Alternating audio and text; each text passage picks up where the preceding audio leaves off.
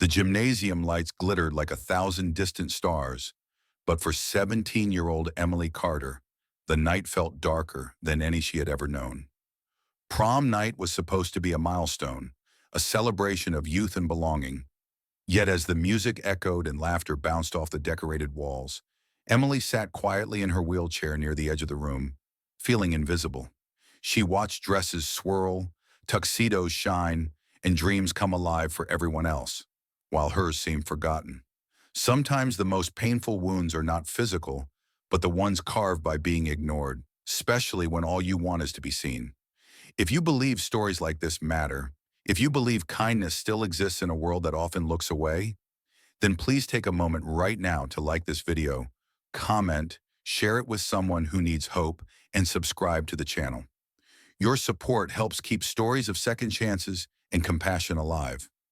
Emily had not always been invisible. Before the accident, she was known for her bright laugh, her love of photography, and her quiet faith that carried her through even the hardest school days. 2 years earlier, a rainy night in a distracted driver had changed everything. The crash left her paralyzed from the waist down, and while doctors saved her life, they could not restore her legs. The hospital rooms, the months of physical therapy, and the long nights of tears reshaped her body. But the real transformation came when she returned to school. Friends who once crowded around her locker slowly drifted away. Invitations stopped. Conversations grew awkward and short. People did not mean to be cruel, but their silence hurt more than open rejection ever could. Prom night had been especially difficult to prepare for. Emily almost did not go. She told herself that staying home would hurt less than watching others live the life she had lost. But her mother, a gentle woman of strong faith, reminded her that hiding would only deepen the pain. Emily chose a soft blue dress that matched her eyes, carefully styled her hair, and prayed quietly before leaving the house, asking God not for a miracle, but for strength to endure the night. When she arrived at the school gym, she noticed how quickly people looked away. Some smiled politely, others pretended not to see her at all. Couples posed for photos, friends laughed loudly, and music filled every empty space except the one around her. Emily parked her wheelchair near the wall, hands folded in her lap, and tried to convince herself she was fine. She watched the dance floor, imagining what it might feel like to move freely again, to let music carry her instead of sitting still. Each passing song felt like another reminder of everything she had lost. Across the room stood Michael Thompson, a single father in his early 40s, waiting patiently near the refreshment table. He was not there for nostalgia or fun.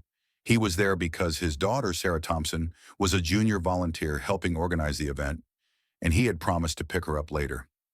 Michael's life had been shaped by loss too. Years earlier, his wife had passed away after a long illness, leaving him to raise Sarah alone.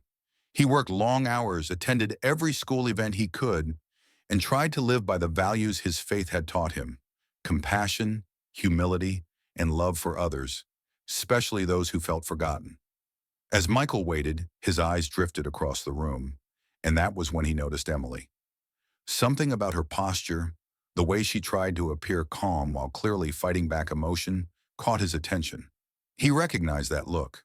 He had seen it in hospital rooms, in church pews, in moments when people felt abandoned by the world. Michael watched as groups passed her by without a word, as the music swelled and faded, and as she remained alone. His chest tightened, not out of pity, but understanding. He thought about his daughter and the kind of world he wanted her to grow up in. He thought about how easy it was to look away and how rare it was to step forward. In that moment, Michael made a quiet decision that would change the night for both of them. Emily noticed him approaching before she realized what was happening. At first, she assumed he would walk past like everyone else. Adults rarely spoke to her unless necessary, and when they did, it was usually with forced cheer. But Michael stopped in front of her. His presence felt calm, steady, and sincere. He did not rush, did not glance around nervously, did not seem embarrassed or unsure. He simply stood there, as if she were the most important person in the room. When he gently asked her to dance, Emily's first reaction was disbelief. For a second, she wondered if she had misheard him. No one had asked her to dance all night. In fact, no one had spoken to her at all. Her heart raced and fear mixed with hope in a way that almost overwhelmed her.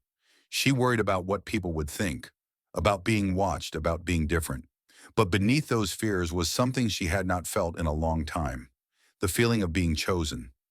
As they moved on to the dance floor, the room seemed to slow. Conversation softened. A few heads turned.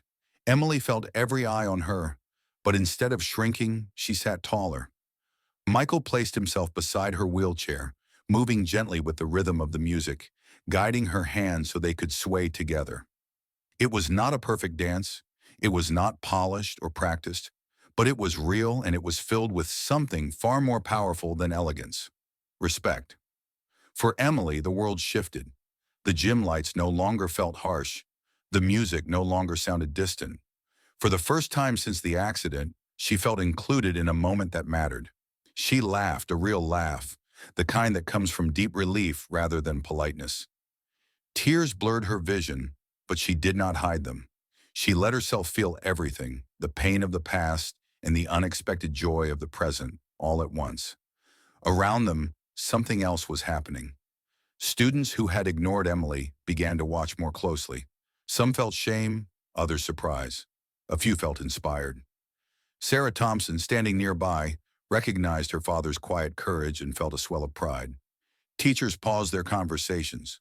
Phones came out, not to mock or judge, but to capture a moment of genuine humanity. The dance floor no longer belonged to just one couple or one group. It became a place of shared reflection, a reminder of what kindness looks like when it is lived, not just spoken. Michael did not dance for attention. He did not dance to be praised. He danced because he believed no one should feel invisible, especially not on a night meant to celebrate belonging.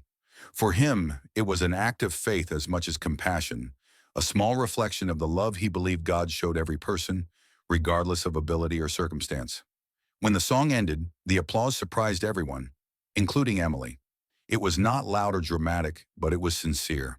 She felt warmth spread through her chest, a feeling she thought she might never experience again in a place like this. For the rest of the night, things were different. Students came over to talk to her, to compliment her dress, to ask about her interests. Some apologized awkwardly. Others simply smiled.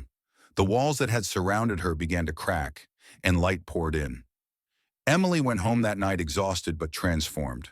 She cried, not from sadness, but gratitude. One act of kindness had not erased her struggles or healed her body, but it had restored something just as important: her sense of worth. She realized that while her life had changed forever, it was not over. There were still moments waiting for her, still connections to be made, still beauty to be found in unexpected places. In the weeks that followed, the story spread through the school and the community. It was shared in church sermons, discussed in classrooms, and written about in local newsletters. But more importantly, it changed behavior.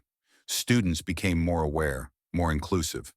Emily joined the photography club again, using her camera to tell stories of resilience and hope. Michael continued his quiet life, never seeking recognition, simply grateful that he had listened to that